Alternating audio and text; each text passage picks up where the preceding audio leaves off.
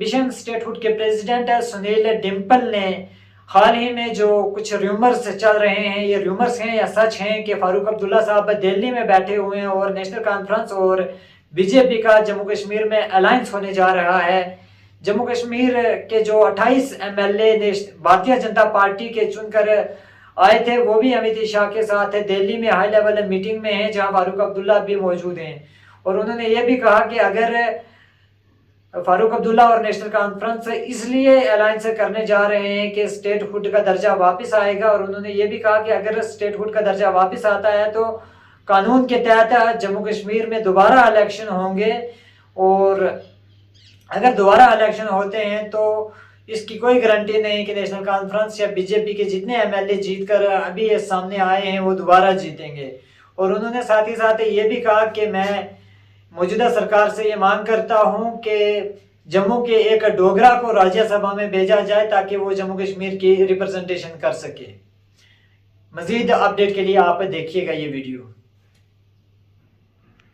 पत्रकार मित्र, आज सुबह से ही सुर्खियां जो आज अखबारों में आई हुई हैं कि अमित शाह होम मिनिस्टर साहब भारतीय जनता पार्टी की एक हाई लेवल की मीटिंग ले रहे हैं, उसमें 28 भारतीय जनता पार्टी के एमएलएस को भी बुलाया है, और किस तरीके से मिशन स्टेटहुड इस गतिविधि को देखता है।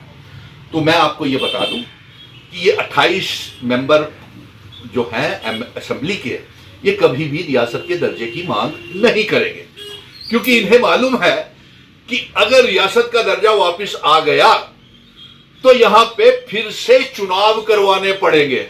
अब पत्रकार मित्र पूछ रहे थे मुझसे कि क्यों, क्योंकि ये जो मौजूदा 90 एमएलएस बने हैं, ये यूनियन टेरिटरी के संविधान, कॉन्स्टिट्यूशन और उसकी यूनियन टेरिटरी की कसम खा करके बने हैं, नंबर 1। और अगर रियासत आती है तो रियासत के लिए फिर से चुनाव करवाने चाहेंगे, होंगे, जो संविधान कहता है।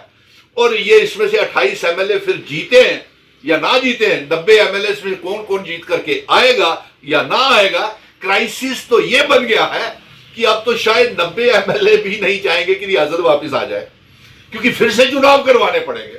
और फिर से अगर चुनाव करवाने पड़े रियासत के दर्जे के तहत तो कौन जीतेगा कौन हारेगा। इसलिए ये जो एजिटेशन है, जो मिशन स्टेटहुड पूरे जोर शोर से लड़ रहा है, पूरा मुकाबला कर रहा है, क्योंकि ये डोगरा एमएलए जो है ये तो नहीं मांग करेंगे। मुझे नहीं लगता कि ये जो डोगरा मेंबर पार्लियामेंट खुद को कहते हैं 2 और 28 एमएलए है, ये कभी मांग नहीं करेंगे।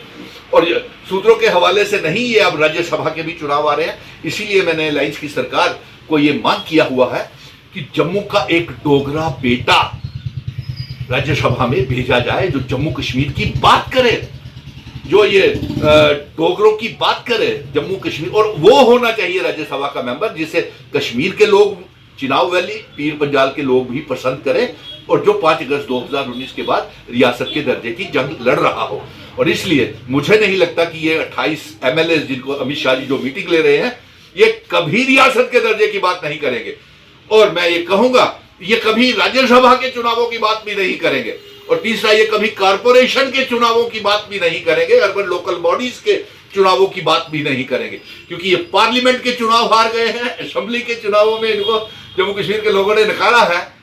तो इसलिए, और ये इस बात का भी डर है कि 28 एमएलए अगर रियासत आई तो फिर से चुनाव होंगे, क्योंकि ये कॉन्स्टिट्यूशन का ऑर्डर है, और ये फिर से क्राइसिस बन जाएगा। और फिर ये 28 एमएलए बनेंगे या नहीं बनेंगे, या 90 एमएलए में बनेंगे या नहीं बनेंगे। तो इसलिए रियासत का दर्जा ये कभी मांग नहीं करेगा। अब ऊपर से पत्रकार मित्रों ने एक नया ये छोड़ दिया है बात, ना जाने कहां से, कि भारतीय जनता पार्टी दबाव बना रही है कि नेशनल कॉन्फ्रेंस के साथ गठबंधन करने के लिए। मुझे इसमें कोई हकीकत और सच्चाई नजर नहीं आ रही है।